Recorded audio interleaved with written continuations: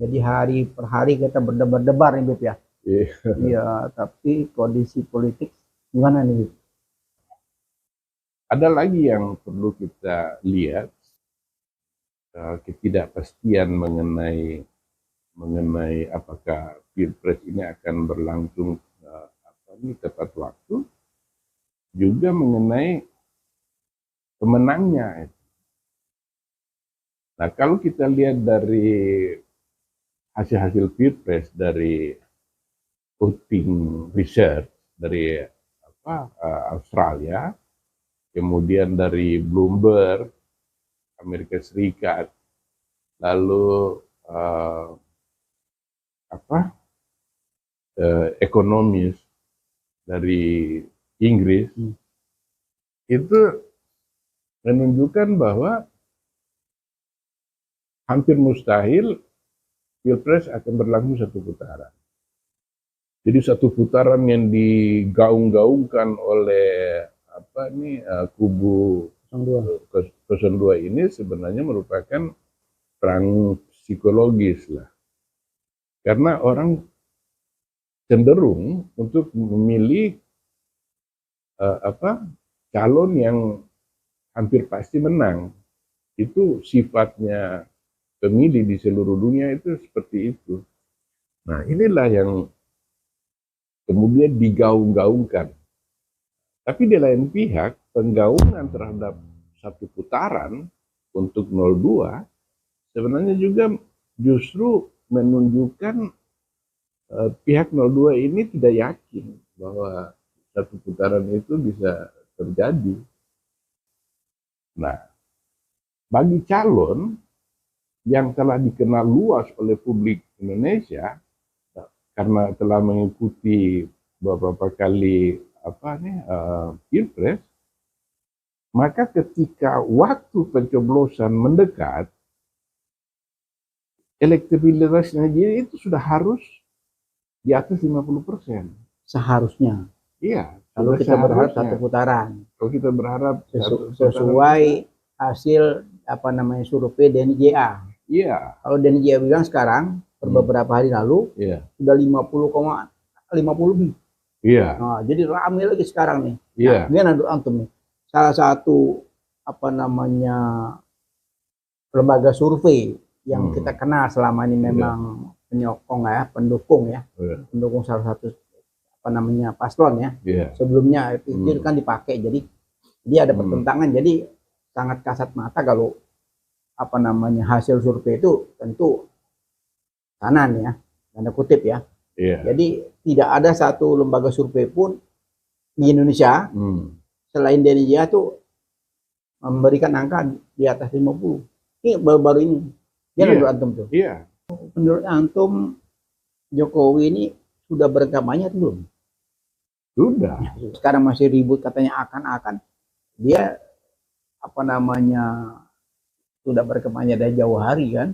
Sudah berkampanye. Jadi kalau masalah itu sudah nggak usah dibahas lagi ya tentang presiden kampanye atau tidak kampanye.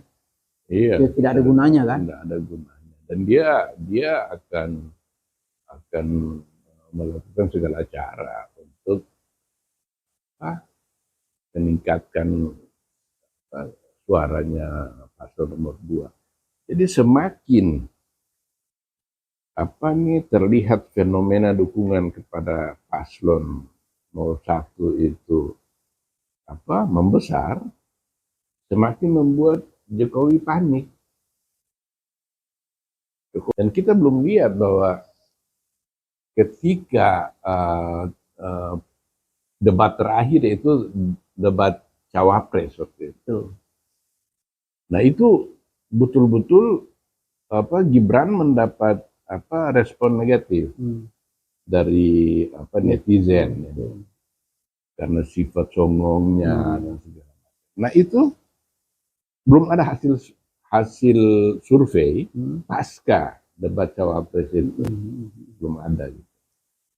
Sehingga kita belum bisa menilai apakah debat cawapres di mana Gibran pada waktu itu performanya dianggap payah, itu berpengaruh nggak kepada elektoralnya dia, sangat kredibel. Jadi gini Beb, kalau Ana punya pendapat ya, yeah. Kalau lihat situasi perseteruan ya, antara 2 dan 3 ini yang semakin semakin membara ya, dan waktu tinggal 14 hari ya, hari ini kurang lagi tinggal 13 hari.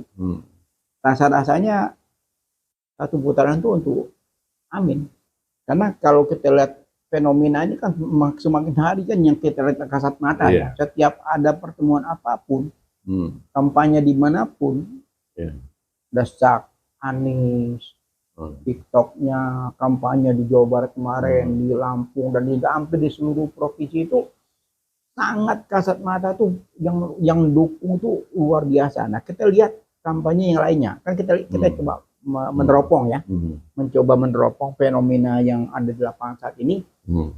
Kita abaikan aja lah lembaga survei ya, karena hampir rata-rata lembaga survei itu berpihak ya. Nah, jadi kita sudah tidak bisa percaya lagi, kecuali beberapa yang seperti antum bilang tadi, ada EF, ada lain-lain itu mungkin masih bisa kita percaya. Tapi kalau seperti LSI yang jelas-jelas tahun 2014 dia mendukung salah satu paslon, jadi sebagai tim pemenangan juga ya kita tidak berprasangka buruk ya, karena jelas ada punya kepentingan politik ya, sehingga menggiring opini. Wacana satu putaran kan semakin tapi membaca realita di lapangan ya saya berpikir sebaliknya. Ini ada argumen seperti ini, pendukung Anies militansinya luar biasa, sehingga walaupun Anies punya suara Anies masih di bawah, tapi kemungkinan mereka yang pendukung Anies ini berpindah itu kecil. Misalnya ya, di Jakarta misalnya, pendukung Anies misalnya di Jakarta misalnya 4 juta orang. Nah ketika Anies berkampanye di sana, itu hampir seluruh 4 juta orang itu datang menjumpai Anies. Karena militansinya mereka tinggalkan pekerjaan hari itu untuk bertemu Anies saja, untuk mendengar Anies. Nah, lalu umpamanya pendikin Prabowo Gibran umpamanya itu 5 juta, lebih tinggi dari Anies. Tapi mereka tidak militan. Bedanya. Jadi mereka tidak mau berkorban waktunya untuk datang ke kampanyenya Prabowo atau Gibran. Jadi mereka tetap bekerja, yang ini jadi nelayan yang tetap bekerja seperti itu, sehingga ketika mereka berkampanye terlihat sepi gitu. Nah, untuk itu kita harus hati-hati menyimpulkan bahwa masa yang sedikit itu bisa dipastikan paslon yang masa sedikit itu akan pasti kalah.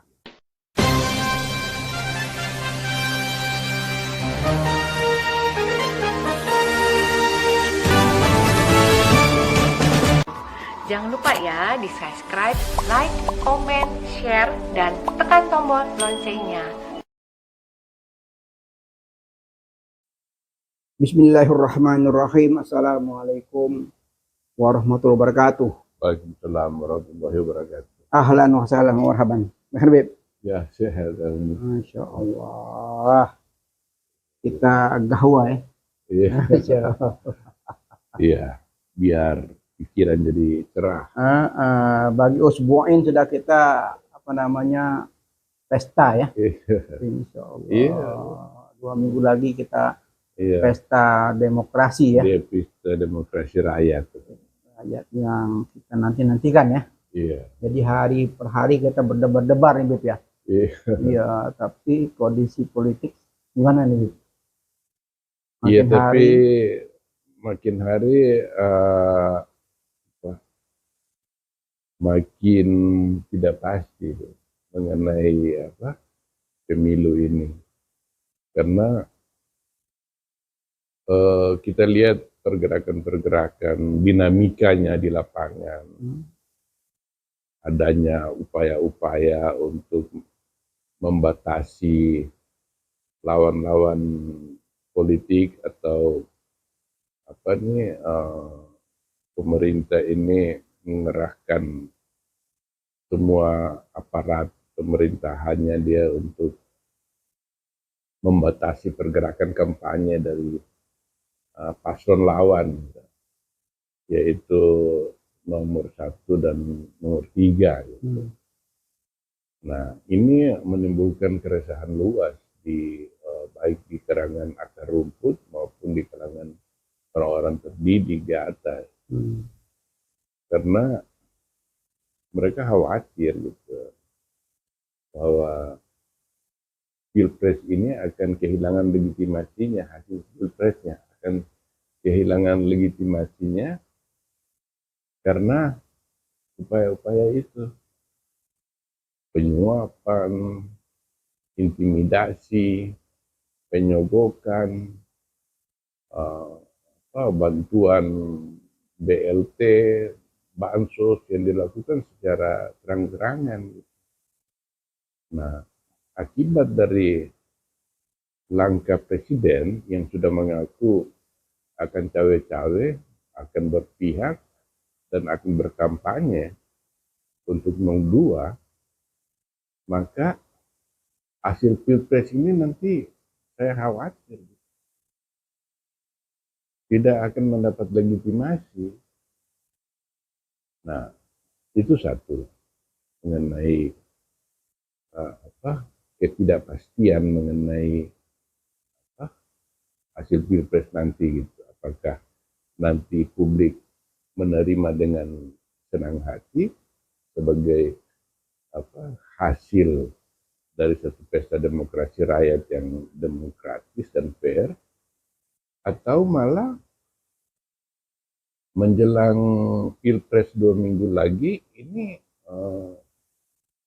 bisa jadi ada satu gerakan politik yang akan berujung pada turbulensi politik nasional. Artinya bisa jadi Pilpres tidak dapat dilakukan. Kalau dinamika politik yang sekarang ada, dan terutama dalam hal benturan kepentingan antara PDIP, pimpinan Megawati Soekarno Putri, dan pihak istana ini yang sulit direkonsiliasi. Nah, kita lihat bahwa ada tanda-tanda turbulensi politik itu bisa terjadi, meskipun kita berharap tidak terjadi hal itu. Misalnya kita lihat beberapa menteri ini sudah menunjukkan ketidaksetujuannya dengan sikap cawe-cawe Presiden Joko Widodo ini. Misalnya dalam hal Menko Polhukam Mahfud MD, yang kemarin saya baca dia sudah ketemu PDIP Megawati Soekarno Putri. Kita tahu bahwa memang Mahfud MD ini bukan kader PDIP, dia dulu mantan anggota PKB. Tetapi dia sekarang ini adalah cawapres yang didukung oleh PDIP.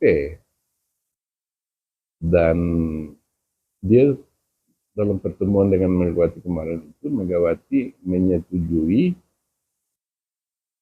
niat pengunduran diri dari Mahfud MD. Sehingga dalam 1-2 hari ini atau hari ini mungkin kita akan mendengar suatu sikap mengundurkan diri yang akan diumumkan oleh Mahfud MD. Nah, pertanyaannya, apakah pengunduran Mahfud ini akan menjadi trigger bagi mundurnya menteri-menteri yang lain, terutama dari PDIP. Nah, masalahnya kita pernah baca berita-berita sebelumnya dan tidak pernah dibantah oleh figur yang menjadi objek berita itu, yaitu misalnya Sri Mulyani. Beredar isu beberapa hari terakhir ini bahwa Sri Mulyani ini akan mengundurkan diri, dan dia ini kan bisa dibilang bahwa tokoh di dalam kabinet Joko Widodo ini yang sangat vital, dan dia Menteri Keuangannya. Jadi selain Luhut Binsar Panjaitan, Mahfud MD, ya dia ini, Sri Mulyani ini termasuk pilar penyangga yang sangat penting bagi Jokowi, karena dia memang pakar di bidangnya dan orang kepercayaannya. Nah, tetapi Sri Mulyani tidak membantah berita yang beredar itu bahwa dia akan mengundurkan diri. Tapi sikap yang dia tunjukin adalah, misalnya beberapa hari lalu dia berita luas, saya juga lihat di videonya, dia menyatakan bahwa dia menyatakan kepada stafnya di Kementerian Keuangan untuk bersikap netral dalam Pilpres mendatang. Nah, ini sikap yang bertanggung jawab, karena dia tidak mau ikut masuk ke dalam lumpur cawe-cawe presiden, di mana diduga kuat semua kementerian ini dimobilisasi untuk memenangkan paslon nomor 2. Nah, sikap Sri Mulyani yang tidak membantah bahwa dia akan keluar, dan kemudian pesan dia yang sangat keras kepada seluruh staf pegawai di Kementerian Keuangan untuk bersikap netral, ini menunjukkan bahwa dia tidak sejalan dengan Presiden Jokowi. Tapi Presiden juga tidak ingin terjadi turbulensi apabila Sri Mulyani mundur, karena ini bisa meningkatkan kekuatan trigger yang akan dilakukan oleh Mahfud dan kemudian Sri Mulyani. Jadi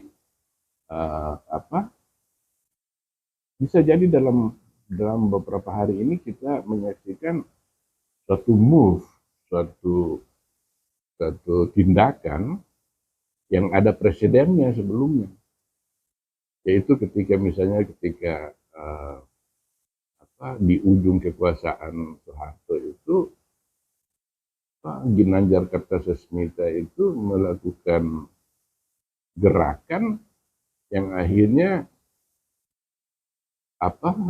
menarik 13 menteri lainnya untuk mundur dari kementerian, mundur dari kabinet, dan itu akhirnya Soeharto kehilangan legitimasi dan mendorong dia untuk mengundurkan diri. Nah, apakah nanti kalau Mahfud mewujudkan niatnya itu akan juga memicu berbondong-bondongnya menteri lain untuk mengikuti jejak Mahfud ini. Nah, selain dari sikap pembangkangan Mulyani terhadap Jokowi, juga aspek lain yang dia tunjukin, yaitu resistensi dia terhadap Prabowo. yang didukung oleh Jokowi. Ada dua hal yang dia tunjukin dalam ini. Pertama, sebagaimana dilaporkan oleh Tempo, bahwa Sri Mulyani tidak menyetujui permintaan anggaran Prabowo untuk membeli alutsista dari Qatar. Joko itu ya? Iya. Mirage ya? Hah? Pesawat Mirage ya? Iya. Buatan Prancis itu. Pesawat bekas itu yang kontroversial. Nah, yang kedua yang ditunjukin itu adalah ketika dalam suatu forum dia berseru kepada hadirin untuk tidak memilih capres yang emosional. Dan dia bilang presiden itu penting untuk mempunyai emosi yang dikontrol, dan dia harus pintar membaca data-data sehingga nanti kebijakan-kebijakan yang diambil itu punya efek yang positif. Kalau tidak, ya berbahaya bagi negara. Nah, ini ucapan dia ini merujuk kepada Prabowo. Selain Prabowo memang dikenal sangat emosional, juga Prabowo ini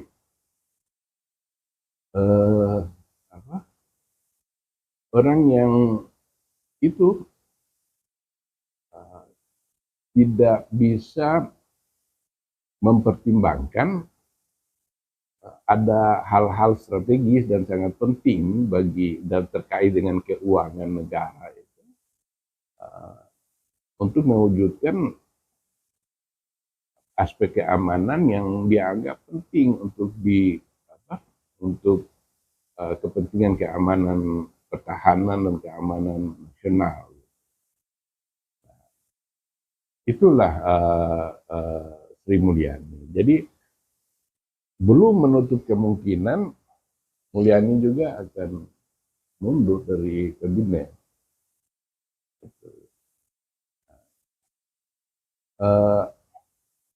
Ada lagi yang perlu kita lihat selain ketidakpastian mengenai apakah Pilpres ini akan berlangsung tepat waktu, juga mengenai pemenangnya. Nah, kalau kita lihat dari hasil-hasil Pilpres dari voting research dari Australia, kemudian dari Bloomberg Amerika Serikat, lalu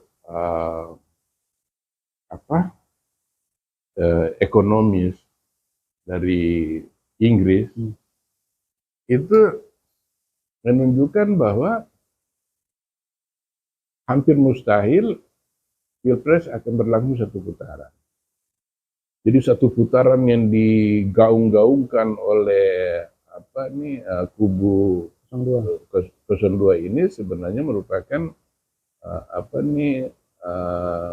perang psikologis lah. Karena orang cenderung untuk memilih calon yang hampir pasti menang. Itu sifatnya pemilih di seluruh dunia itu seperti itu. Karena mereka berpendapat, ngapain kita mau susah-susah mau toh pemenangnya sudah pasti si Anu ini. Nah, inilah yang kemudian digaung-gaungkan. Tapi di lain pihak, penggaungan terhadap satu putaran untuk 02 sebenarnya juga justru menunjukkan pihak 02 ini tidak yakin bahwa satu putaran itu bisa terjadi. Karena begini, Bib, itu sebagaimana juga di hasil survei dari EF Saifullah Fatah, seorang pollster atau surveyor yang kredibel dan lembaga survei itu paling dapat diandalkan, yaitu Polmark. Dia bilang bahwa jangan percaya bahwa Pilpres ini akan berjalan satu putaran. Karena gini, Prabowo ini bukan baru kali ini dia mengikuti Pilpres sebagai cawapres dan sebagai capres. Ini yang keempat kalinya dia. Nah, bagi calon yang telah dikenal luas oleh publik Indonesia karena telah mengikuti beberapa kali Pilpres, maka ketika waktu pencoblosan mendekat, elektabilitasnya dia itu sudah harus di atas 50%. Seharusnya. Iya. Kalau kita berharap satu putaran. Kalau kita berharap sesuai hasil survei DNJA. Iya. Kalau DNJA bilang sekarang beberapa hari lalu sudah 50,50 lebih. Iya. Nah, jadi ramai lagi sekarang nih. Iya. Nah, gimana antum nih? Salah satu lembaga survei yang kita kenal selama ini memang penyokong pendukung pendukung salah satu paslon sebelumnya itu kan dipakai, jadi dia ada pertentangan, jadi sangat kasat mata kalau hasil survei itu tentu kanan tanda kutip jadi tidak ada satu lembaga survei pun di Indonesia selain DNIA tuh memberikan angka di atas 50. Ini baru-baru ini. Gimana antum tuh? Iya. Ya, DNIA memang punya lembaga survei, LSI itu memang bukan lembaga survei kaleng-kaleng, kita harus akui itu. Dan dia punya argumennya begini. Nah, ini bagi kita mungkin mengagetkan. Dibilang kenapa hasil survei dari Prabowo Gibran ini naik drastis justru ketika performa mereka dalam debat capres-cawapres itu justru nyungsep gitu. Kenapa? Argumentasinya apa? Argumentasinya dia gini. Karena pada waktu itu dia menuduh kesalahannya itu ada pada Anies dan Anies dan Ganjar. Karena rakyat Indonesia itu tidak mentolerir orang yang mereka dalam persepsi mereka itu terzalimi. Nah, jadi ketika dalam debat kedua capres Prabowo, Anies dan Ganjar itu terlihat bahwa Anies ketika itu juga Ganjar lebih agresif dalam hal menyerang Prabowo. Nah, menurut Denny, kalau dia sebenarnya tidak ada masalah karena dalam debat itu memang harus seperti itu. Tetapi dalam persepsi publik, Prabowo dilihat sebagai orang yang terzalimi saat itu. Argumennya situ. Iya, argumen. Yang kedua, aneh lagi nih. Atau bukan aneh, teman-teman. Itu kinerja Jokowi dari hasil survei itu tetap tinggi. Sekitar 80%. Padahal ekonomi kita kan sedang nyesot sekarang ini. Nah, itu argumentasinya bansos dan BLT. Bansos itu kan berbagai pihak sudah menganjurkan pemerintah karena kita punya APBN ini terbatas. Jadi harus kita mengikat pinggang. Soal bantuan bansos nanti setelah Pilpres, sehingga nanti akan lebih menjamin bahwa Pilpres ini atau bantuan sosial yang memang diperlukan oleh rakyat itu tidak dipolitisasi. Tapi pemerintah justru sudah ada persetujuan dari DPR, itu bansos itu akan dikucurkan sampai bulan April, Maret atau April. Jadi berarti bahwa sekarang ini bansos itu akan dibanjiri, rakyat yang perlu itu akan dibanjiri oleh bansos. Bahkan Jokowi sendiri turun ke grassroots untuk membagi-bagi bansos itu. Nah itu ternyata efeknya luar biasa besarnya. Menurut antum, Jokowi ini sudah berkampanye belum? Sudah. Kalau kita sesuai dengan survei polling yang kita lakukan. Iya. Kemarin kita khas channel itu mengeluarkan survei dari sekian ribu voting itu 96% mengatakan bahwa Jokowi sebetulnya sudah berkampanye. Kalau sekarang masih ribut katanya akan dia sudah berkampanye dari jauh hari kan? Sudah berkampanye. Jadi kalau masalah itu sudah nggak usah dibahas lagi ya tentang presiden kampanye atau tidak kampanye. Iya. Tidak ada gunanya kan? Tidak ada gunanya. Dan dia akan melakukan segala cara untuk meningkatkan suaranya paslon nomor 2. Jadi semakin terlihat fenomena dukungan kepada paslon nomor 1 itu membesar, semakin membuat Jokowi panik. Jokowi panik ini karena sudah seharusnya Prabowo sekarang ini sudah mesti di atas 50%. Dan kita belum lihat bahwa ketika debat terakhir yaitu debat cawapres waktu itu. Nah itu betul-betul Gibran mendapat respon negatif dari netizen karena sifat songongnya dan segala macam. Nah itu belum ada hasil survei pasca debat cawapres itu belum ada gitu. Sehingga kita belum bisa menilai apakah debat cawapres di mana Gibran pada waktu itu performanya dianggap ngesot atau payah, itu berpengaruh nggak kepada elektoralnya dia, keterpilihannya dia itu, apakah dia menurunkan perolehan atau elektabilitas Prabowo Gibran atau malah meningkatkan. Itu sampai sekarang belum ada hasil survei seperti itu.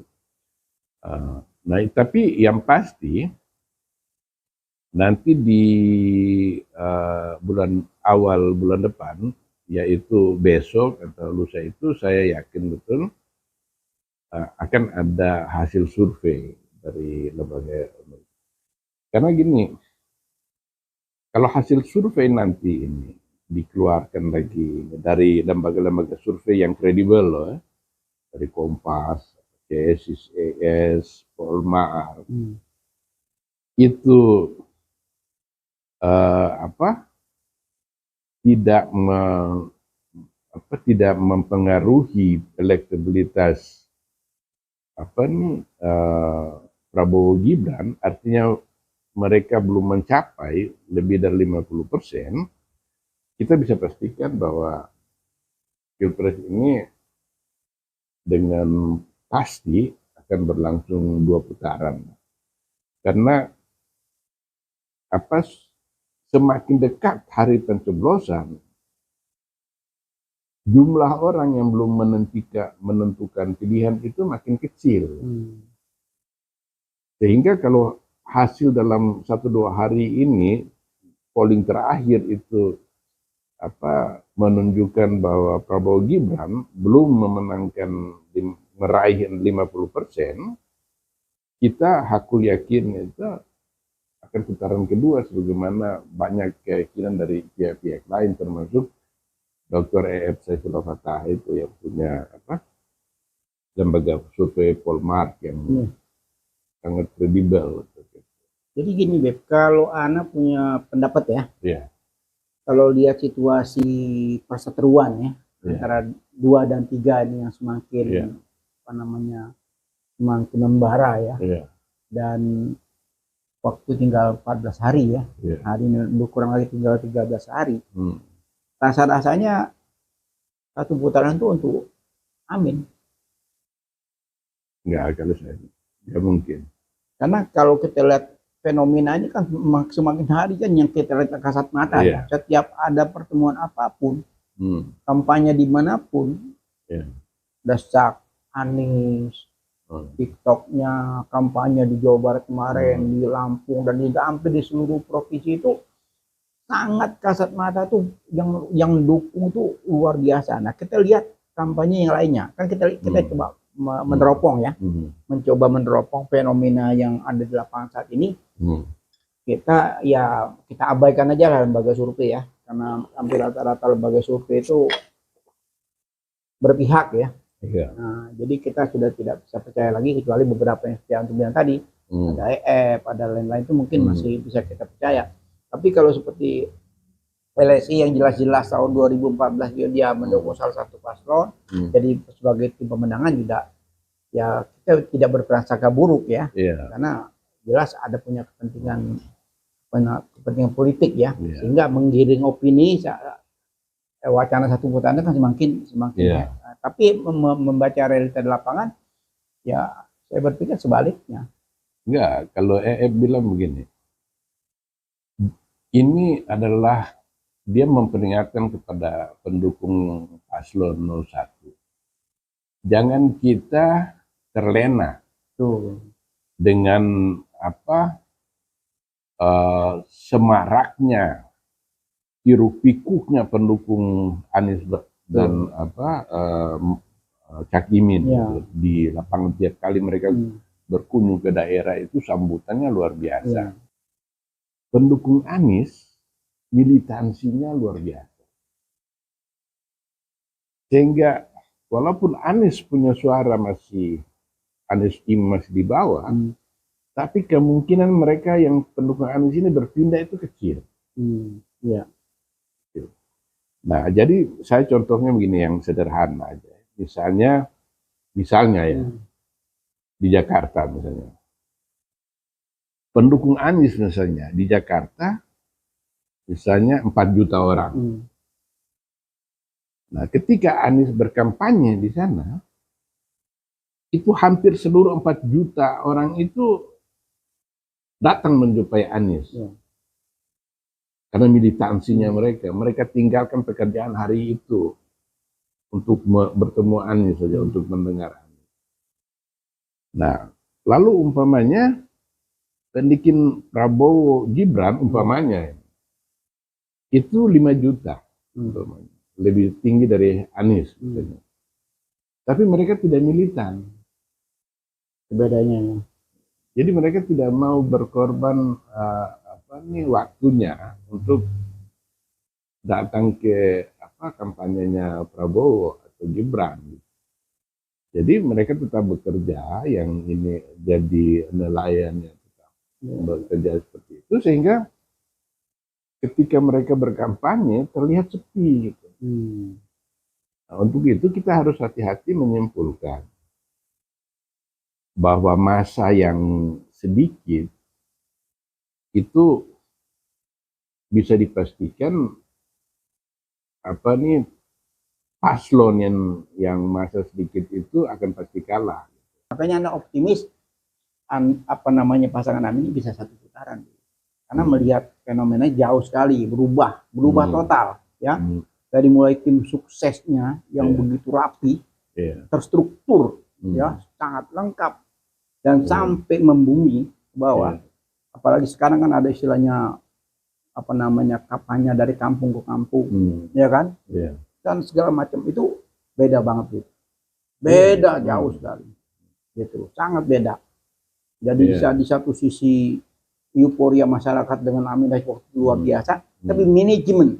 Nah, manajemen untuk pengelolaan tim pemenangan itu tidak maksimal. Yang seperti saat ini jauh, sangat jauh sekali.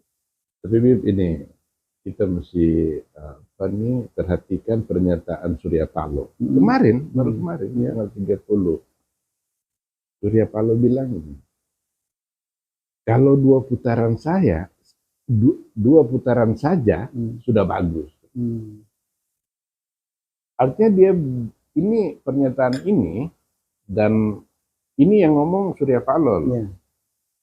Artinya sebagai orang yang berkubu dan berada di pihak Anies dan ingin memenangkan Anies Muhaimin, dan dia pasti mempunyai surveyor atau lembaga survei internal. Dengan dia menyatakan kalau masuk putaran kedua saja sudah bagus. Ini bukan saya pesimis atau saya skeptis. Tapi ini merujuk kepada kemungkinan satu putaran untuk Prabowo Gibran dengan cara yang tidak fair. Nah, itu tadi, kalau kembali ke tadi, betul, yang waktu era Amin Rais kemarin, itu rezim tidak seperti saat ini. Oh iya. Itu bedanya, ya. Waktu itu masih polos-polos, ya, hiruk-pikuk politik tidak seperti saat ini. Penjagalan-penjagalan tidak seperti saat ini. Terus kecurigaan tentang kecurangan-kecurangan tidak seperti saat ini, itu aja bedanya. Jadi ya masih semuanya masih serba natural, dan waktu itu masih euforia kan dengan reformasi, hingga beda antara bumi dan langit kalau dibandingkan eranya waktu Pak Amin dengan era saat ini yang serba didikte, serba ada tekanan, ada intimidasi, ada pengkondisian. Itu yang membuat seperti kekhawatiran antum tidak akan terjadi satu putaran, ya. Nah, itu kalau memang betul-betul fair dan tidak ada intimidasi, tidak ada pengkondisian, apalagi KPU dan Bawaslu tidak bermain, yakin satu putaran selesai untuk Amin. Kalau betul-betul pemilu ini berjalan jujur, luber, terbuka, dan semua aspirasi rakyat itu tidak ada pengkondisian, tidak ada kecurangan-kecurangan. Itu yang ana maksud, ya. Apabila pemilu ini luber, jujur, satu putaran kita insya Allah menang. Tapi ya kita realistis lah, ya, bahwa cawe-cawe istana ini kan sudah hal yang sampai saat ini itu membuat kita nggak berdaya gitu mencegahnya. Nah, jadi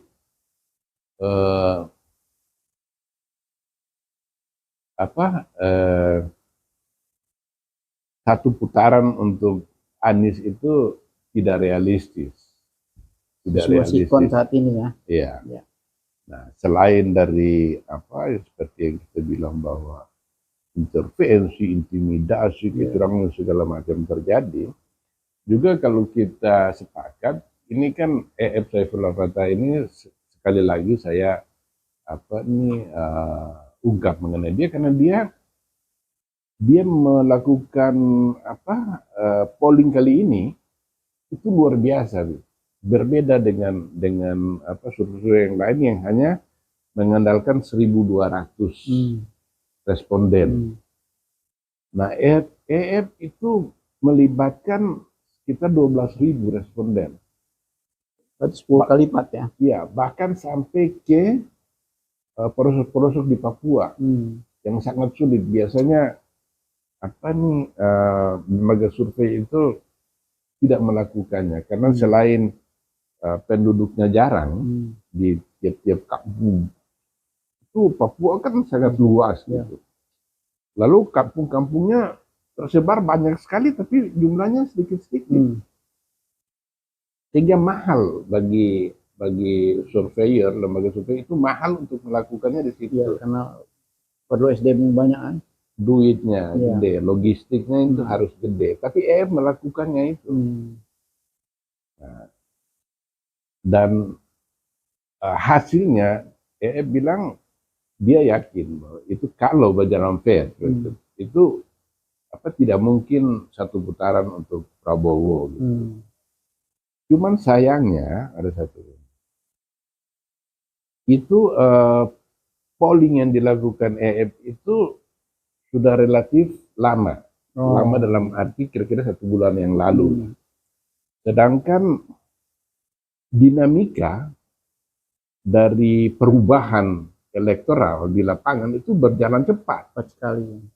Semakin dekat dengan hari pencoblosan, itu semakin kuat atau semakin besar terjadinya perubahan-perubahan di lapangan itu, sehingga survei itu punya masa durasinya untuk bisa dipegang itu sangat pendek.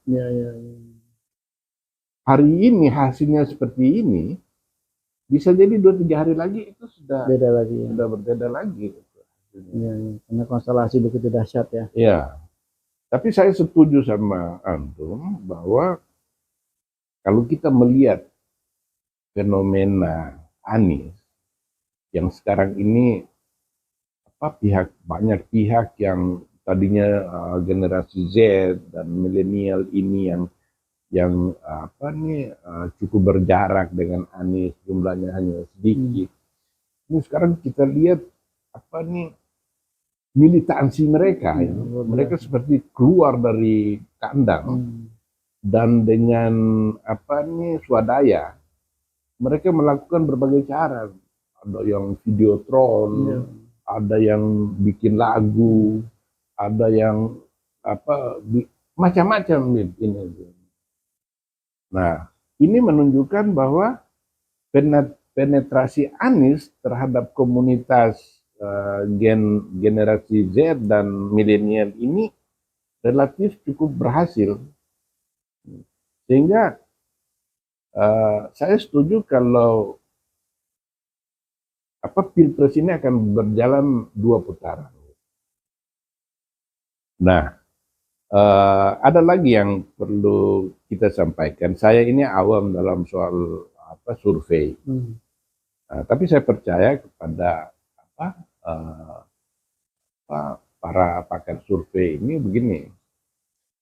Kalau suatu paslon sudah mencapai angka 33%, ketika hari pencoblosannya sudah dekat, maka baru kita bisa pastikan bahwa dia pasti masuk ke putaran kedua. Di atas 30 ya? Ya, di atas 33%. Jadi Prabowo itu, ini semua pihak sepakat. Prabowo Gibran itu pasti lolos ke putaran kedua.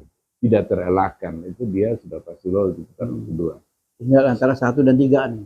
Ya, sementara 1 dan 3 itu belum mencapai tingkat 33% yang akan memastikan mereka. Paling tidak, ini hasil survei Anies Ganjar ini sebelum debat cawapres yang kedua itu beberapa waktu lalu.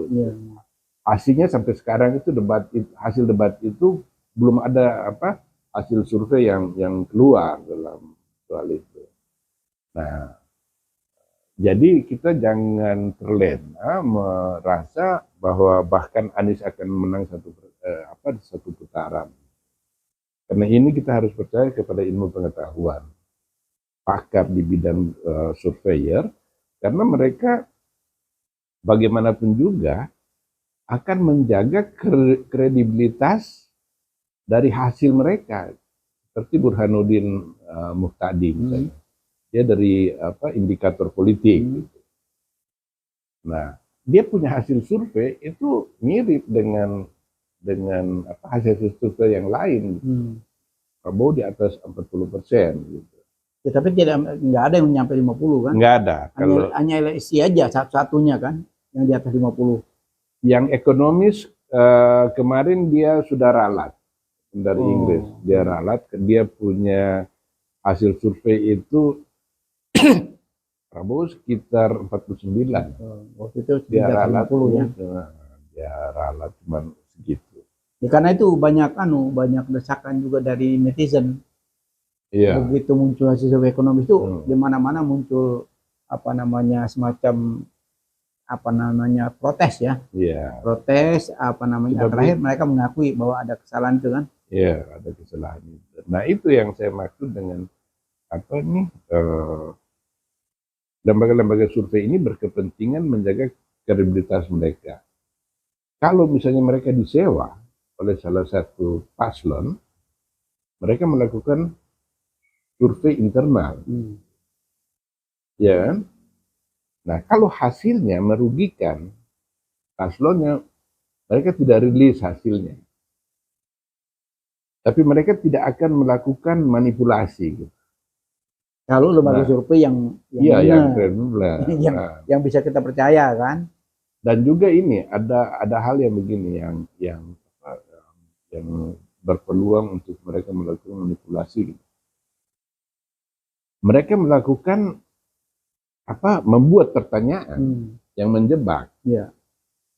Karena mereka kan kalau sampai nanti merugikan salah satu pihak dan mereka minta audit, lembaga survei itu harus bisa mempertanggungjawab metodologinya, kapan mereka lakukan, di mana aja. Tapi selama ini kalau kita melihat dari hasil survei pengalaman ya, mulai Pilgub, pemilihan presiden kemarin, nggak ada yang menggugat lembaga survei. Iya. Nggak ada.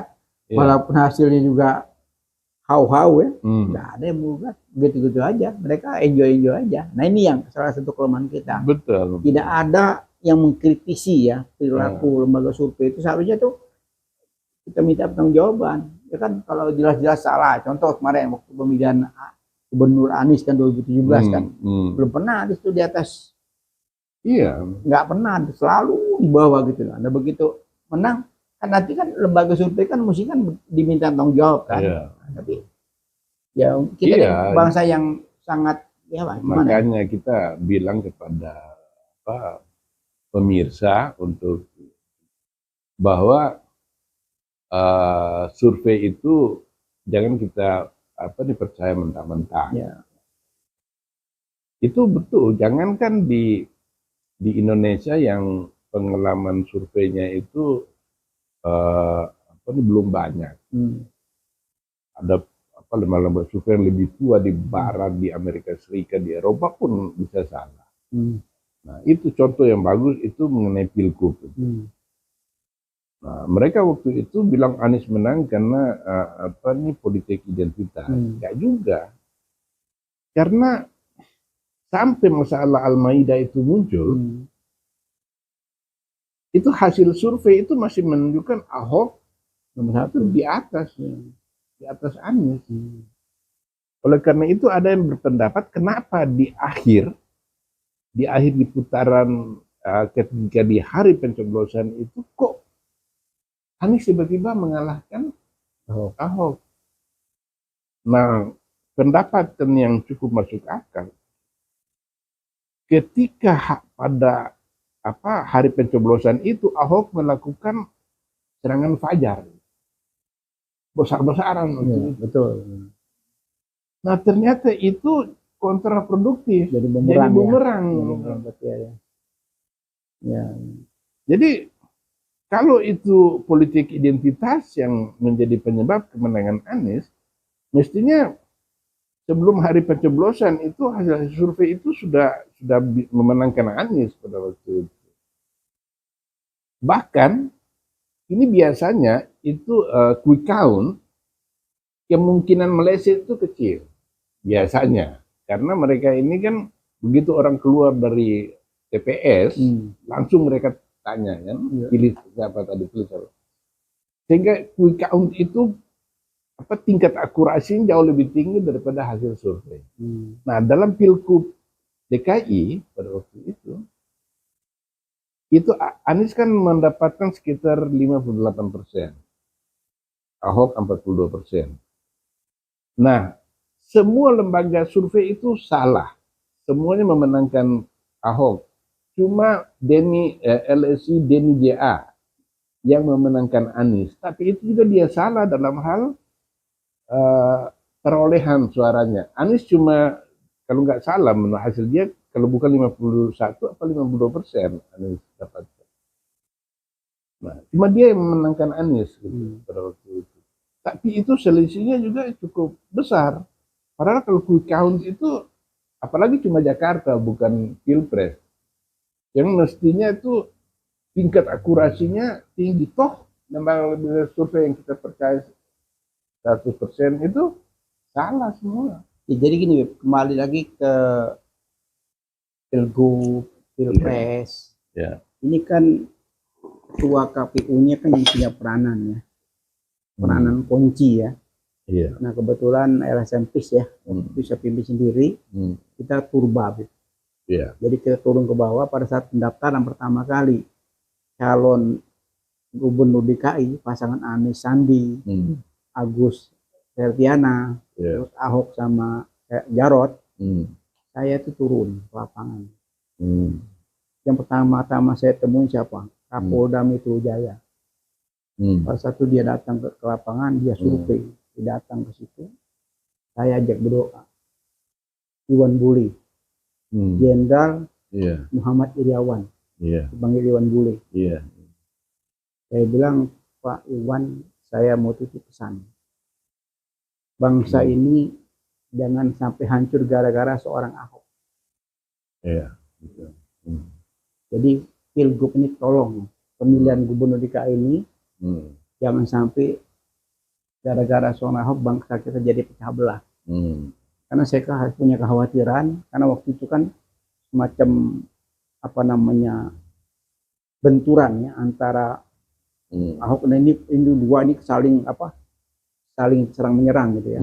Ini apa namanya, satu sisi dia perusahaan agama, istilah ini bilang ini wah ini politik identitas gitu.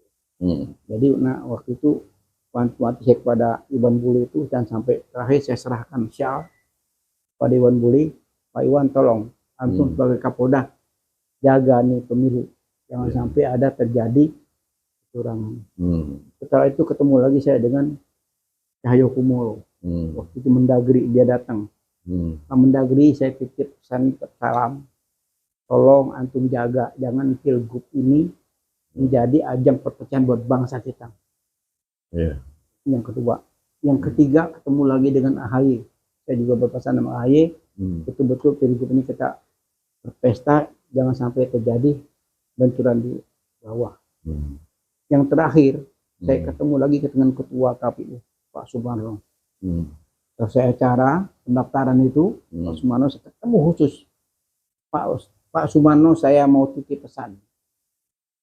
Waktu itu kan ada rencana sumbangan dari kelompoknya Ahok, ada 18 komputer kalau nggak salah, mau diserahkan ke KPU. Ini ada apa? Begitu kan? Jadi saya memberikan semacam nasihat kepada ketua KPU, Pak Sumarno, di pundak antum sekarang nih besar sekali tanggung jawabnya, dunia dan akhirat. Jadi antum harus jaga Pilgub DKI ini sebagai barometer Indonesia. Jangan sampai terjadi kecurangan, karena tanda-tanda kecurangan sudah semakin terlihat. Tolong antum jaga sebagai pemilu yang harus jujur. Ayo kita baca doa. Ketiga-tiganya saya ajak baca doa. Iwan Bule saya ajak baca doa, dia juga baca doa. Terus Cahyokumolo sama juga, AHY juga sama. Terakhir dengan ketua KPU. Hanya dengan Anies nggak sempat ketemu. Cuma ketemu nggak sempat baca doa. Tapi sama Pak Sumarno itu saya baca doa dan dia pun baca doa. Tolong amanah ini jangan sampai pemilihan ini menjadi bumerang buat kita. Saya nggak mau bangsa ini pecah belah gara-gara seorang Ahok yang kontroversial, yang ramai, yang heboh. Tolong antum betul-betul netral. Nah, insya Allah dia saya baca doa, dia pun baca doa. Nah begitu selesai acara, alhamdulillah kan terjadi semacam pesta demokrasi yang jujur gitu loh. Ya. Nah kita juga berharap, saya juga udah wanti-wanti dengan ketua KPU sekarang nih, sudah saya WA, saya sudah ngomong juga, ya karena apa namanya pemilihan ini kan kembali lagi ke pundaknya dia kan. Kalau dia ngikutin apa namanya syahwat atau godaan-godaan hingga dia apa namanya tergoda untuk memenangkan salah satu paslon, hancur negeri ini kan. Nah yang sekarang pun saya juga sempat tanya nih, seperti apa nih ketua KPU sekarang? Oh insya Allah katanya orangnya fair, insya Allah. Ya udah Bu, kita berharap ya.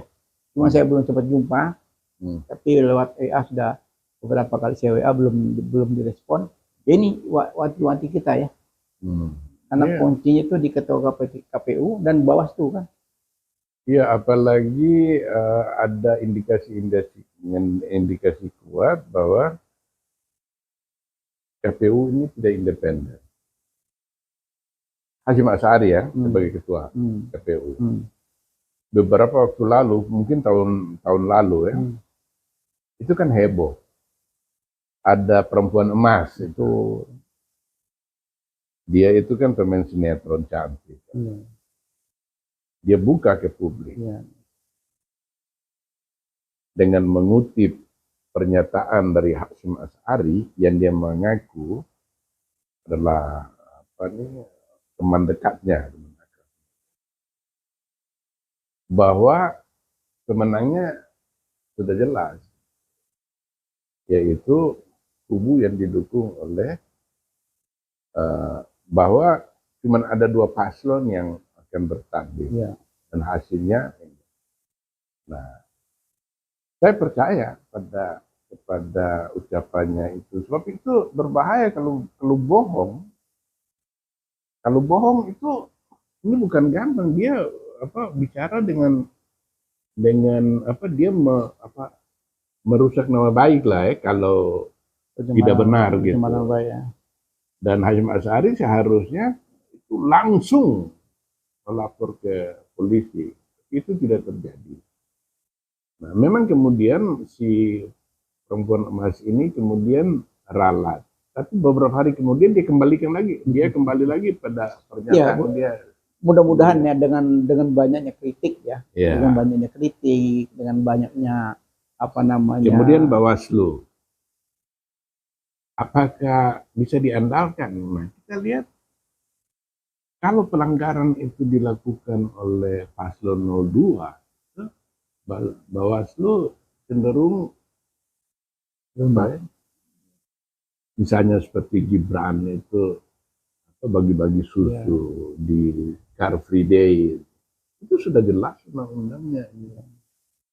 Tapi dia Bawaslu-nya geser masalah itu ke masalah urusannya DKI, bukan pelanggaran kampanye, tapi itu urusan ada peraturan DKI yang nggak membolehkan itu. Bukan urusan apa? Nah, hal-hal seperti ini kan menimbulkan tanda tanya bagi kita. Apakah penyelenggara pemilu ini fair atau enggak? Ya, jadi kalau kita lihat animo ya masyarakat. Kita ini terus bersuara luar biasa, profesor, doktor, segala macam lini sekarang semua kan bergerak ya. Bukan cuma bergerak ngomong tapi juga berbuat ya. Banyak juga Pak TNI, Polri juga yang ikut terjun ke lapangan, bahkan semua kepengen betul-betul pemilu ini pesta rakyat berjalan sesuai dengan dengan aturan main ya. Nah, itu kan begitu dahsyat.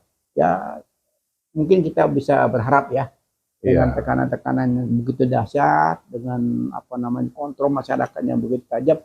Mudah-mudahan KPU dan Bawaslu tidak berani bermain api ya insya Allah. Iya, dan hasil Pilpres ini bisa diterima oleh publik. Kalau publik tidak terima, itu kan pemerintahan yang akan terbentuk itu kan rapuh, terjadi instabilitas yang kita tidak harapkan. Padahal kita perlu persatuan di antara bangsa itu dan negara yang kuat sehingga pembangunan bisa dilanjutkan untuk kemakmuran seluruh rakyat. Itu yang jadi concern kita, mengapa pentingnya pemilu fair itu seperti itu. Supaya hasilnya itu meskipun mungkin mengecewakan kita yang mendukung paslon yang berbeda, tapi inilah konsekuensi dari pesta demokrasi yang harus kita terima hasilnya.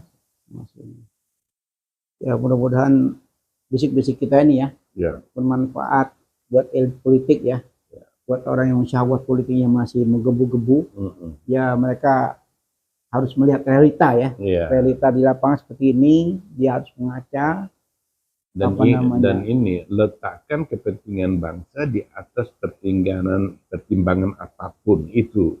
Ingat itu. Kata kuncinya ya. Ya, kata kuncinya. Kepentingan bangsa negara segala-galanya.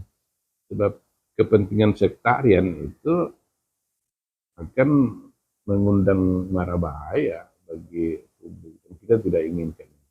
Ya, kembali lagi ke kekuatan politik ya, yang saat ini masih status quo, ini masih mau tetap bertahan dengan caranya. Kita bahas season berikutnya, karena ini cukup menarik ya, karena pengalaman 2-3 kali ya, bahkan 3 kali presiden Indonesia yang bermasalah ya, turun lengsernya itu. Kita bahas satu episode sendiri karena ini menarik nih. Ya, baiklah, bisik-bisik politik dengan Habib Al-Hadar ini kita akhiri dengan wabillahi taufiq wal hidayah. Wassalamualaikum warahmatullahi wabarakatuh. Jumpa lagi di episode yang lebih tajam dan menarik. Terima kasih.